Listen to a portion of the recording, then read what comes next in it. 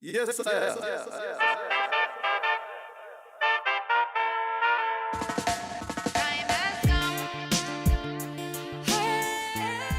Welcome, friends, to another episode of Radio Free Cannabis, coming to you from high in the hills of Oakland, California, translated into 195 different languages, connected to a worldwide network of activist correspondents. We are the voice of the global cannabis freedom movement.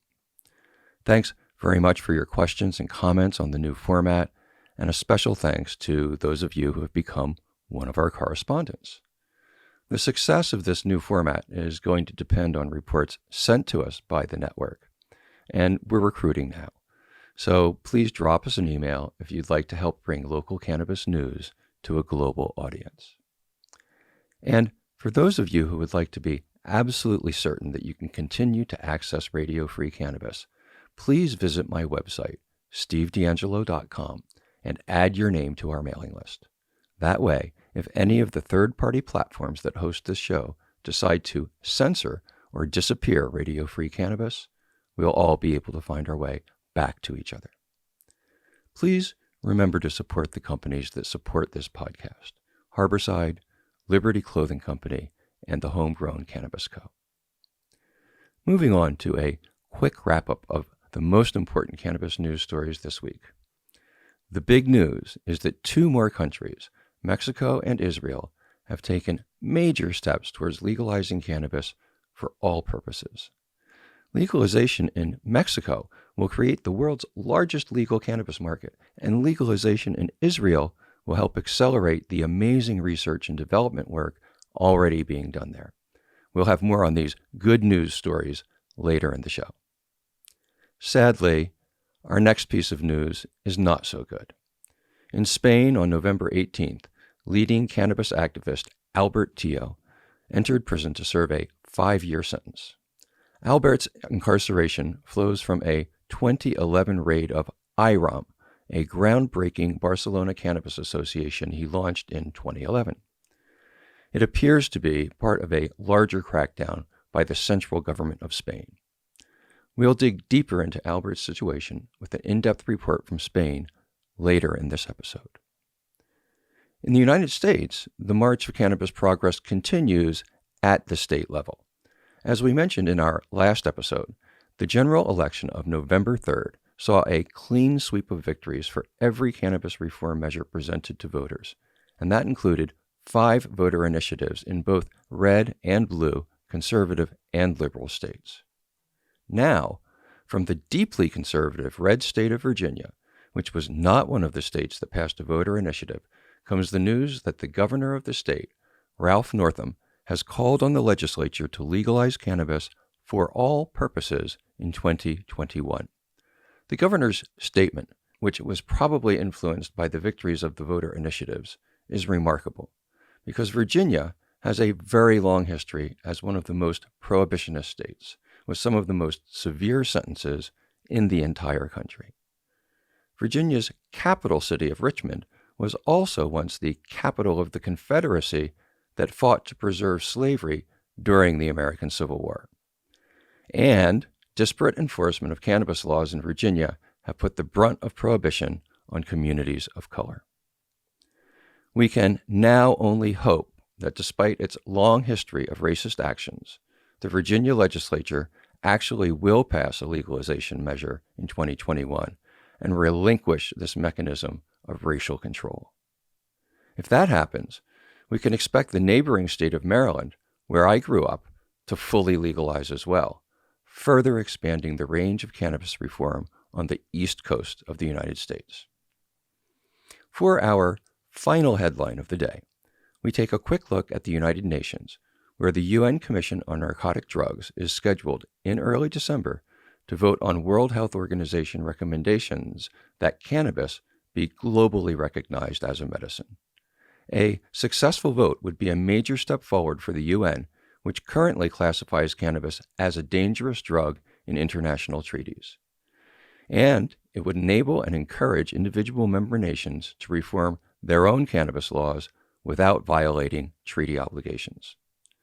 A joint statement in support of the WHO recommendations has been signed by 183 organizations from 51 different countries, encouraging activists who initially anticipated a smaller number of signatures. While the WHO recommendations do not speak to adult use or so-called recreational use, their passage will help build the foundation for further reforms being called for by UN member states that have already fully legalized cannabis, or very much want to do so. Moving on, we will now hear from our insightful and effervescent correspondent, Caitlin Donahue, reporting from Mexico City. Caitlin is also the host of Chronica, a Spanish-language show about Mexican cannabis culture that airs every Thursday on Radio Nopal.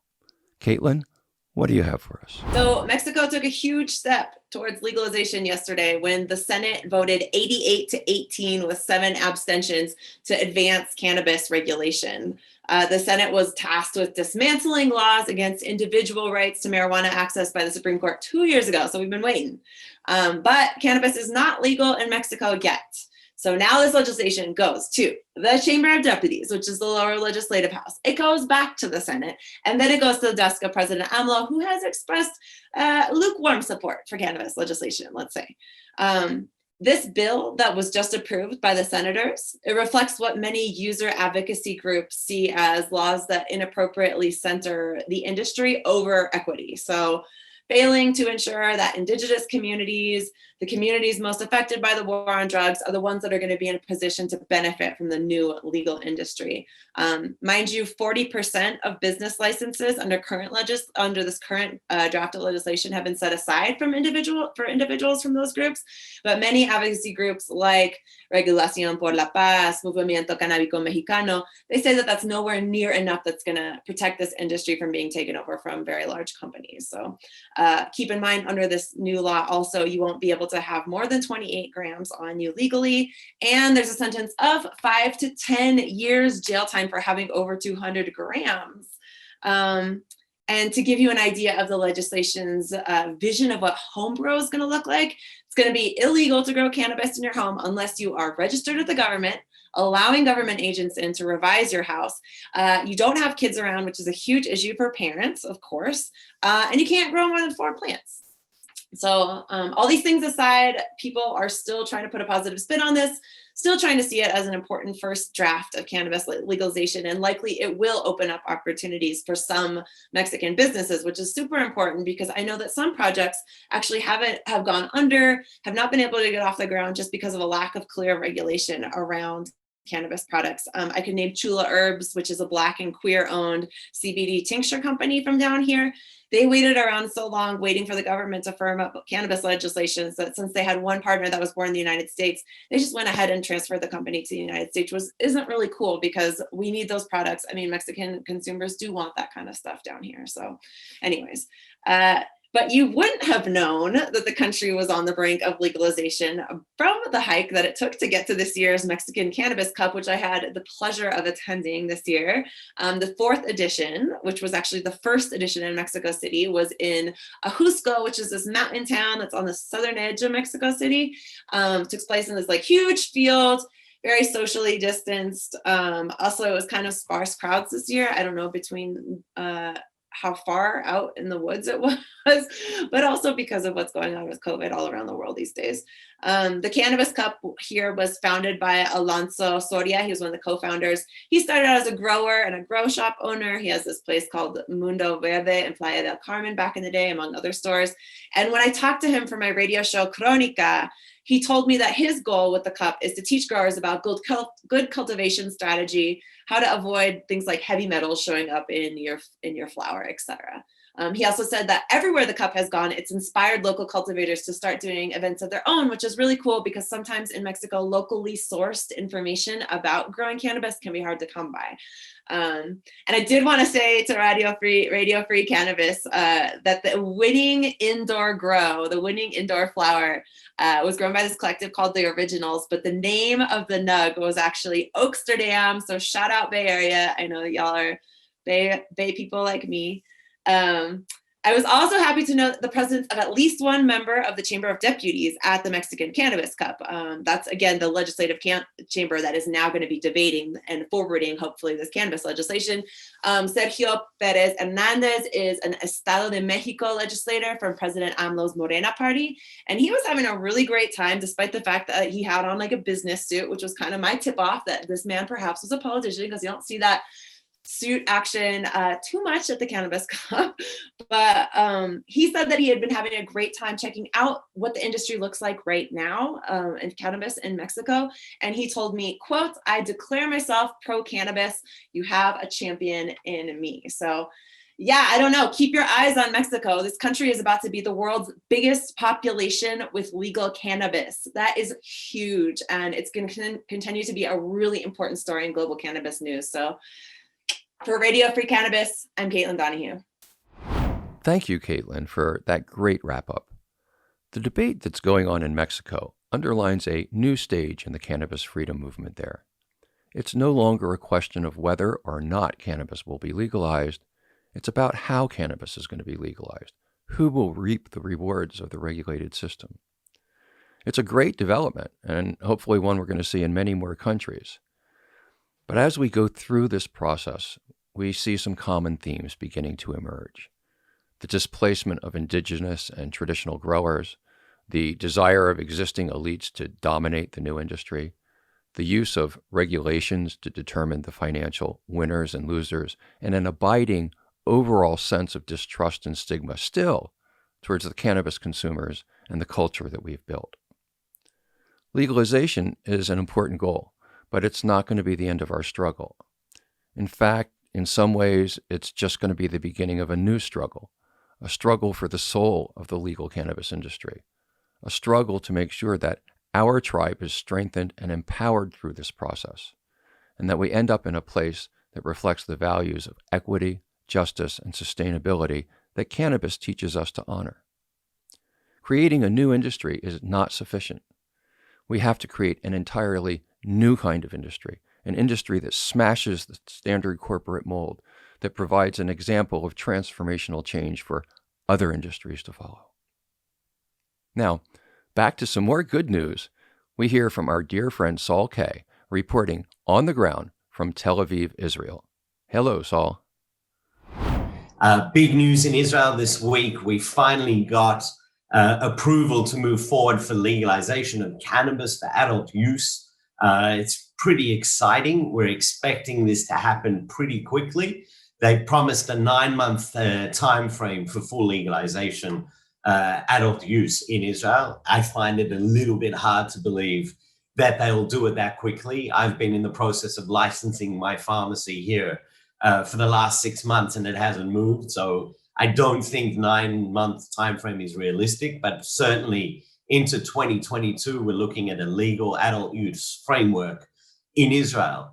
The next steps are the Ministry of Justice to start drafting the law. It then goes up to the Parliament in the first reading. It has to go through 3 readings, but it is greenlit at this point, and it's now just a matter of time. And it's fantastic news for all of the recreational users in Israel and for the economy. This is going to be a big boom for the cannabis industry, which has struggled internationally. And as we've seen in legal states across US as they open up, it is an incredible market to be part of and to see it opening up in front of us. We don't know what the rules are going to look like, but there will be dispensaries.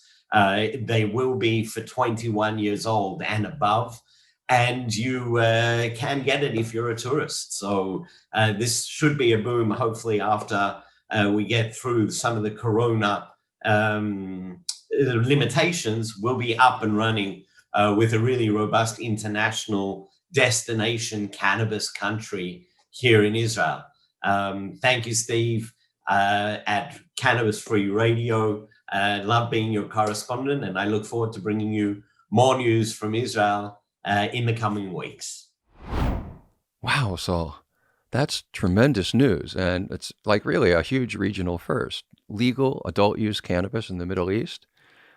We're really looking forward to hearing more details about what the system in Israel look like, what kind of opportunities it might present in your future reports. Now, given that Lebanon has already legalized medical cannabis and that the two countries border each other, and that it would be natural for them to trade with each other, we may one day be able to hope that cannabis commerce between Israel and Arab nations might begin to build a bridge of peace throughout the entire region.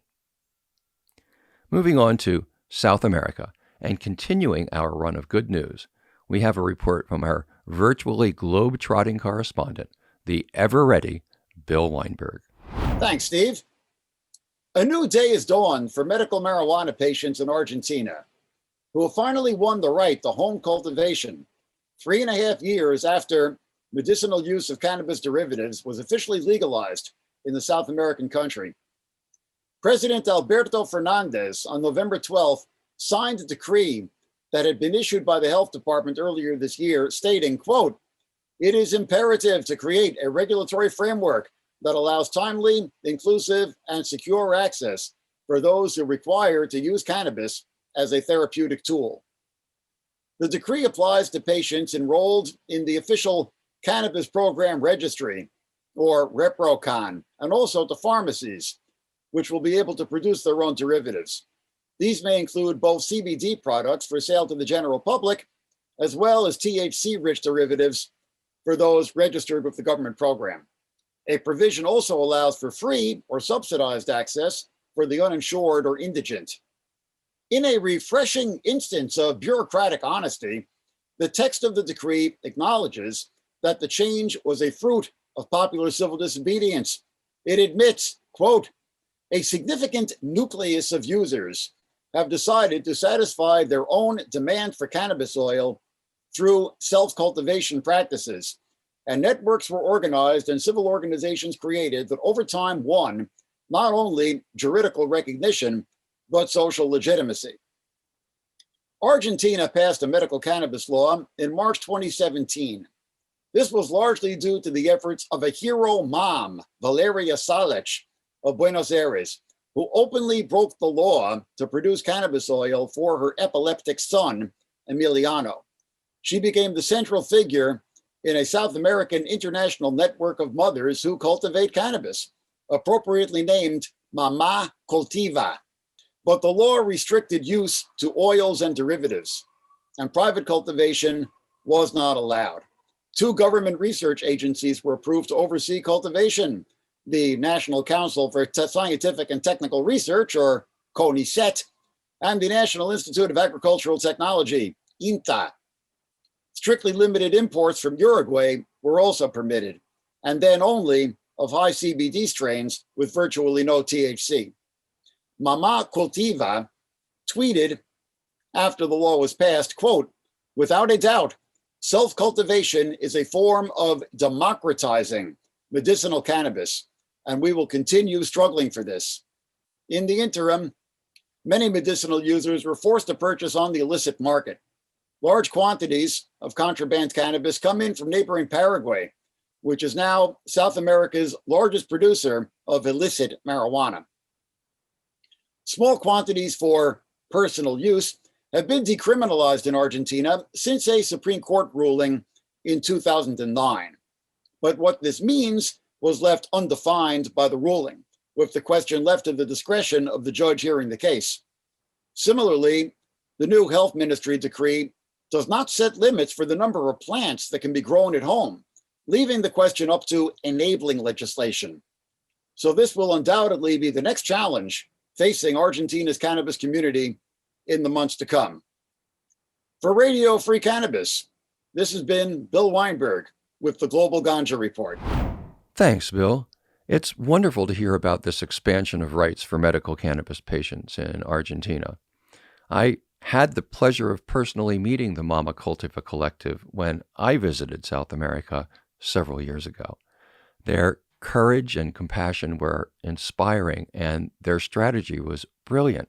It's very difficult for any politician to argue with a mother holding a sick child in her arms, and it's also powerfully destigmatizing for the general population. Mama Cultiva is one of many such mothers groups around the world. In many places, they've been the leading edge of reform, the very first to stand up, often in the face of incredible risks. Their example of love in action is one of the things that lets me know that we're on the right course, that we're moving in the right direction, and that without any question, one day we will see full victory, right? I'd be willing to go into any battle, anywhere, against any odds, with the mama bears on my side. Turning now to Spain, the country which colonized Argentina and much of Latin America, we are going to take an in-depth look at the legal ordeal of leading Spanish activist Albert Tio. Tio, of course, entered prison on November 18th, and we're now going to hear from Oscar Perez, a friend and colleague of Albert's, a organizer in the Spanish Association movement. He's going to give us an update on the ground from Barcelona. Oscar, what can you tell us? He is currently in prison and he has to serve 5 years along with another member of the board of the Cannabis Social Club that he founded in 2011. Okay, and can you walk us through the events that led to this case and this imprisonment? I knew Albert in 2012, and he was, along with other people, the responsible of opening one of the most mind-blowing cannabis social clubs in Barcelona. He was a pioneer at that moment, and he was not the first generation of activists. In fact, he was, like, I would say, the second or the third. So he was bringing to the cannabis scene other points of view. And that's why I tell you that the place and the activities and the mindset that you could feel in that Cannabis Social Club was another thing. So he opened a new page in the history of Cannabis Social Clubs, even though at that moment that was also received as something breakthrough. I mean, it was too new for some activists to understand that this was the next step of the Cannabis Social Clubs, that somehow he also received some criticism. But at the end, I'm sure he helped to bring this conversation to another level and to push the debate for the regulation. And at the end, he contributed to change the conversation. That's what I can tell you. And what made the creation, the association that Albert created, so distinctive relative to the other associations? It was the space itself, how it was designed, how it was thought to perform several activities. It was one of the first in bringing a stage where you can have amazing cultural and musicians, and also all types of activities.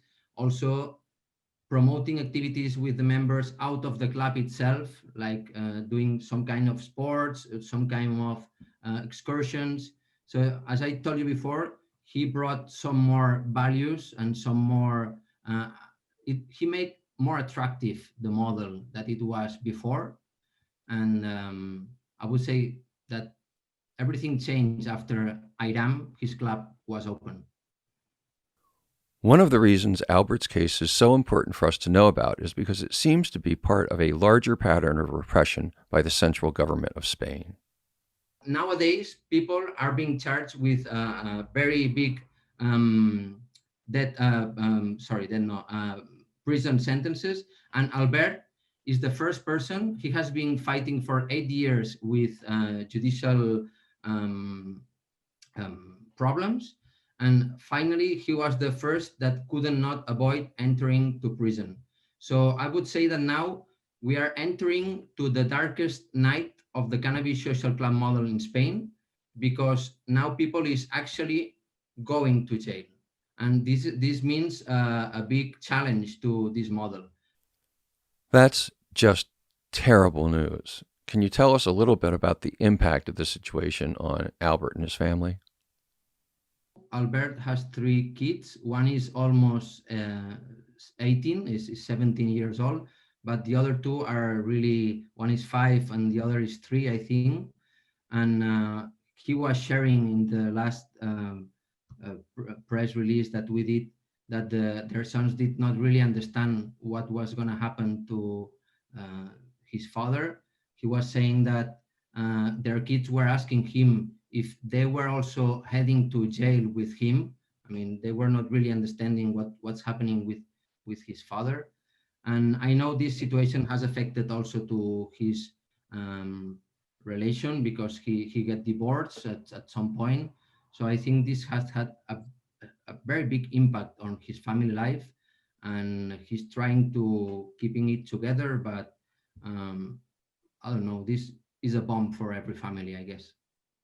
Thanks for bringing us up to date on Albert's situation. What's going on now in terms of getting him released? There are two strategies, I would say. One is the social one. All the cannabis activist movement is gathering through next to Albert's case, trying to bring attention to it. There have been some change.org campaigns, to gather signs, collecting signs. More than 15,000 signs have been collected. There was also a petition to the government to ask a pardon for him. This was done in January, but it has not arrived, and he's now in prison. And then there's the other strategy, which is the legal strategy. And as this case has arrived to the highest level of the courts in Spain, which is the Supreme Court, now the only way to try to fight this is going to the European Supreme Court. And now their lawyers team has done this, and this is now in the European discussion court case. So there are two efforts moving forward to release Albert right now. One is seeking a pardon. That's going on in Spain. There's been no response to that thus far. And the second is going to the European High Court to see if it will reverse this outrageous sentence. How do the attorneys feel about the prospects for Albert's release on either of these two efforts? The only problem, and that we all know it, that the European justice system is very slow. So in fact, Albert has 5 years, but after 1/3 of your penalty prison, you can begin to go out some nights and to spend some time out of jail. So the problem is that we do not expect that the European Supreme Court can rule about this case before these 2 or 3 years. So at the end, maybe Albert can win the case in Europe, but he will be actually out of the prison at that time. So that's why the social movement in Spain, if we push a lot, maybe we can have or the pardon or the legalization, which also we will fight for some social justice measures, like releasing the prisons as you're fighting in USA. Can you tell us about Albert's current situation? What prison is he in? What are the conditions in that prison? How is he doing? Have you spoken to him? Albert did a short video 5 minutes before entering to jail, and then we don't have more news because inmates cannot have communication in there. The prison is at 1.5 hours from Barcelona in Manresa. I will share with you the direction because anyone can write to Albert if they want.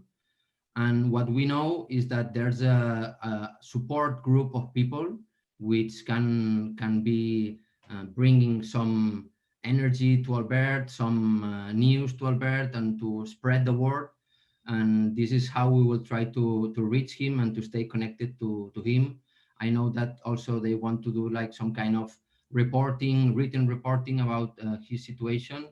But at the end, I mean, the conditions in the Spanish jails are more or less equal for all inmates. So he's in a regular prison and with a lot of other inmates. And actually nowadays, I was speaking with him 1 week before, and here in Catalonia, I'm based in Barcelona. Some of you might know that we have also a very strong political challenge between Catalonia and Spain. And Albert decided to go to the prison where nowadays 7 political representatives of Catalonia are inmates, because in 2017 in Catalonia we did a referendum, and the Spain what they did is try to stop it and send the police and beat the people. Maybe you saw the images. So the politicians that were running the referendum are nowadays in prison, and Albert wanted to go to that prison to be closer to them. Well, that would be an appropriate choice given the fact that Albert is also a political prisoner. Oscar, I know many people in our audience would like to help Albert. What can they do? I would say that behind Albert, there's a huge network of associations, federations, and different platforms trying to bring attention to the cannabis legalization in Spain. So connecting to those organizations, and each person or each company or each law firm, wherever they want, there's a way to engage with this conversation. There are, in all the regions of Spain, people connected. So also we have lots of events where these topics are discussed. So I would just say that engage with those movements, with those spots and those social networks, and just bring attention to the case. What we are trying to do is to push this government to have this topic on the agenda. This government is now on the first year of their 4-year of ruling. So now it's crucial that this discussion enters this year to the agenda, because if not, this big legalization debate, it's not going to enter on the 2 last years of the period that they are ruling. So it's now or never. Push this legalization topic and try to make pressure so Albert can get his pardon, and all the other political prisoners that we have that are waiting for these pardons that have been asked many months ago. So we have to make some noise. Oscar, I will tell you that I have been shocked by the lack of news about Albert's situation. I stay up on cannabis news pretty regularly, and this is a case which is mostly unknown outside of Spain now. And I think that the International Cannabis Tribe has a duty to come to Albert's rescue here. This is one of the most intrepid, courageous cannabis activists, one of the most effective cannabis activists that we've ever seen anywhere in the world. He has put his whole family, his whole life on the line, and he's now suffering the consequences for it. And we need to make absolutely certain that everybody in our community all around the world knows about this, gets in touch with the organizations that we will make available to all of you, and contribute money, contribute time, work to build the awareness of this case. We cannot let this stand. Just cannot let it stand. Oscar, what else should we know about the situation in Spain? I would like to share that even though now no one was expecting this, I mean, what you're saying that no one knew outside this Albert repression case, but the fact is that our mindset was not ready to understand that actually those people that for 20 years have been running clubs could end in jail with 5 years of prison. So I think that we also have to learn a lot about all this framework of prison, like your project, Last Prisoners Project, or other experiences that have been all around the world, because now we need to understand better all these anti-repression strategies, all these community sustaining through community, all these individuals, all these situations. So the paradox is that we were not expecting this, because we were thinking that this was going to be normalized and legalized, because it was actually happening. The model was from down to top, but it was working. People were creating jobs. There was no profit. I mean, it was amazing to see how vigorous and shiny was this model, but it totally shifted to very dark scene, and we were not ready to receive this. In fact, it's not only the civil society that has done interesting things like building more than 1,000 clubs in Spain. We have had more than 30 municipalities here in Catalonia doing their municipal bills to legalize the cannabis social club activity in their cities. So the problem is that at the central, it's like in the United States, at the federal level, or here it's on the central government, they have this moral vision.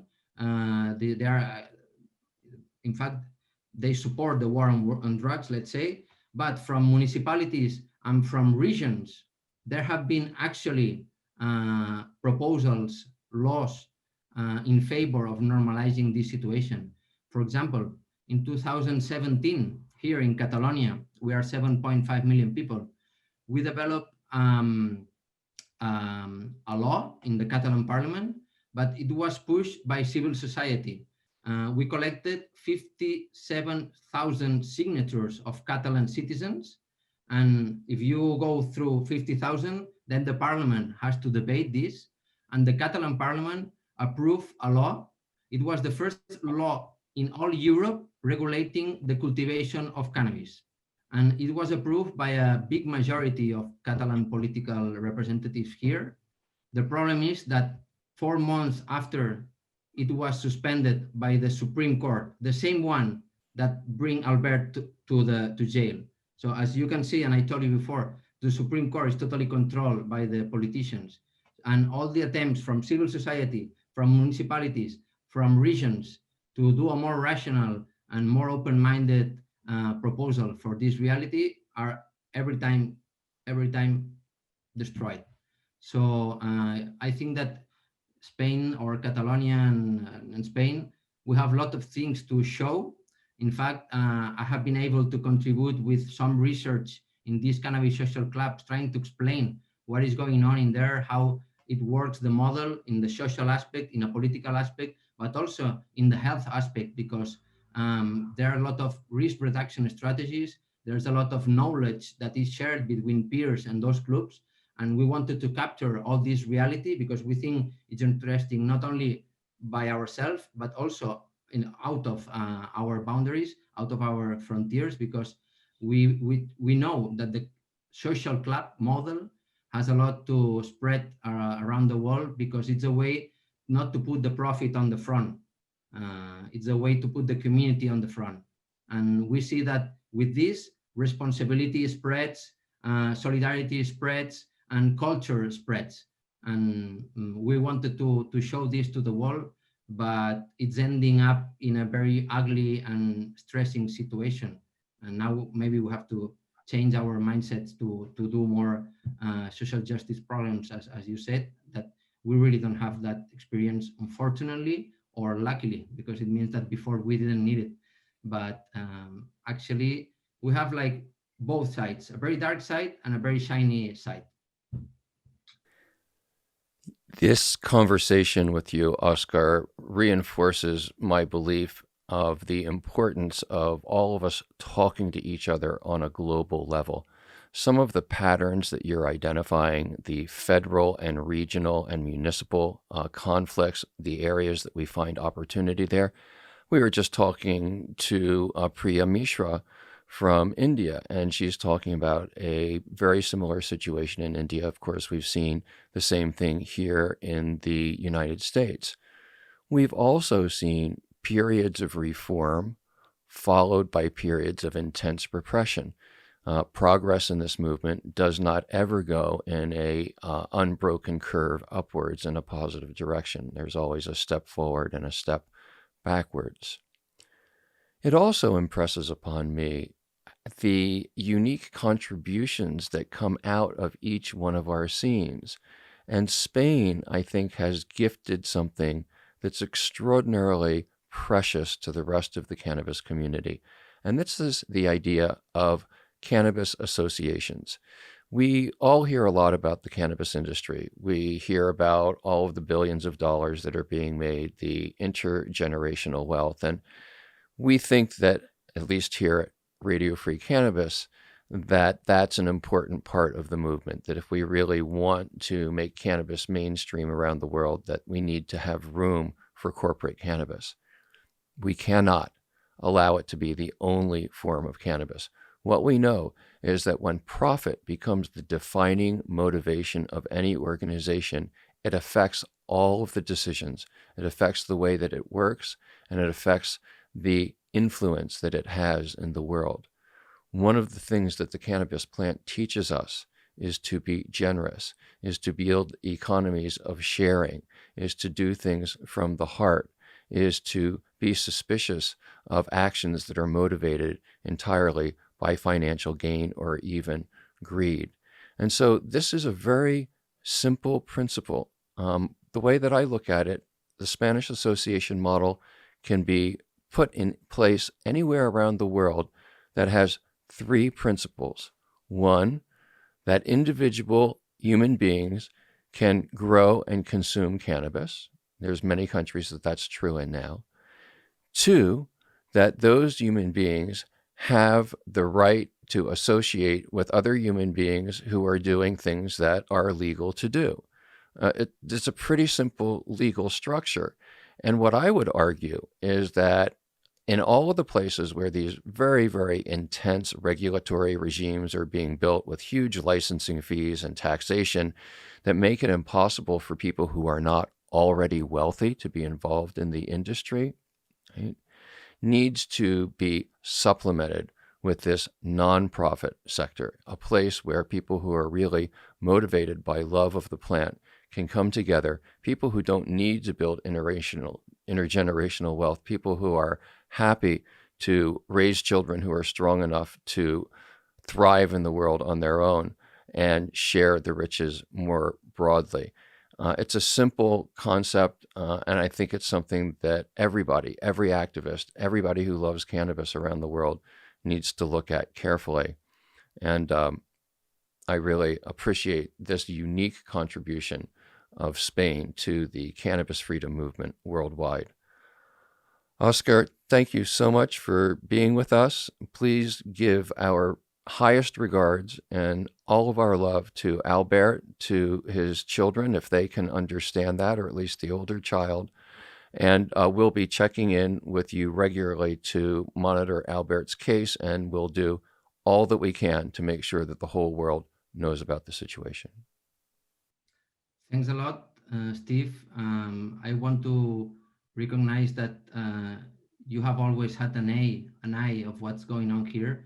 We invited you in 2012 to the first Catalan Forum of Cannabis Social Clubs, and I will always remember that you gave an amazing speech, reminding some of the topics that you said now, which is reminding people that there's a connection between cannabis and our hearts, in the sense that if you approach it with a clear heart to it, marvelous things begin to happen. And how community gathers next to cannabis and how relations are built through this plant, that's a concept that you reminded us, and it has had a big impact on me, and I've always remembered. It was very inspiring. So I want to say thanks again, and keep this inspiration to the cannabis movement, please. Thank you. Thank you, Oscar. Please let Albert know that he is in our hearts and our minds, and that we'll be watching his situation carefully moving forward. So there we have it. The pace of cannabis reform is uneven. Progress doesn't always move in a continuous, unbroken line. Sometimes we win, and sometimes we lose, just like any other mass movement. It's very encouraging to see two countries come so close to legalizing cannabis in the same week, and it's horrifying to see one of the longest-lasting and coolest cannabis scenes in the world subjected to brutal attack by the Spanish state. I think there's a few lessons for us to take away from this episode. One is that even in places that exhibit a great deal of tolerance for cannabis, like Spain has for many years, our tribe will not be safe and free until cannabis is completely legalized. It's not enough for us to live in a gray area of tolerance. We have to demand total legitimacy and settle for nothing less. Another lesson I draw from this episode is how important it is for us to learn from each other. What is happening in Spain now reminds me of what happened at the end of the 1970s here in the United States. The 70s were a period of growing social acceptance and legal reform until Ronald Reagan was elected in 1980, and he unleashed a level of brutality on us that most cannabis consumers had never even imagined. These patterns, victories and losses, forward and backwards, are likely to repeat themselves again. So cannabis activists should carefully study what's happened in other parts of the world to prepare for what may be coming in your own country. And finally, this mix of very good and very bad news that we just heard impresses upon me the need for us to build not just our movement, but to also build and preserve the culture that has grown out of cannabis. Because we know that culture drives politics, not the other way around. People usually fall in love with the cannabis plant and cannabis culture before they become activists. And so we have to make sure that we continue to sing and dance and gather, to create art and music and fashion, to share laughter and experiences, and to always be proud of our connection to cannabis and celebrate the gifts she's given us. These things will be like signposts for people who want to join us. They'll come, and our movement will grow, and we'll become better able to come to the assistance of people like Albert Tio, and eventually to spread cannabis freedom to every nation on planet Earth. Thanks for listening today. I look forward to seeing you next week, and send my special greetings and love to those of you who are in challenging circumstances, in countries or cities or families that don't respect your choice to use cannabis. You may be having difficulties with employment or housing or religious authorities, or maybe even facing imprisonment or in prison right now. Remember, you are a part of a tribe that is hundreds of billions of people strong, and we haven't forgotten you. We know well that our work is not over until everybody on the planet who uses cannabis is safe and free, and we won't stop our work until we complete the mission. So stay strong. Always remember, you are on the winning side of history, and our love is stronger than their hate. I'll say goodbye for now, and look forward to connecting again next week.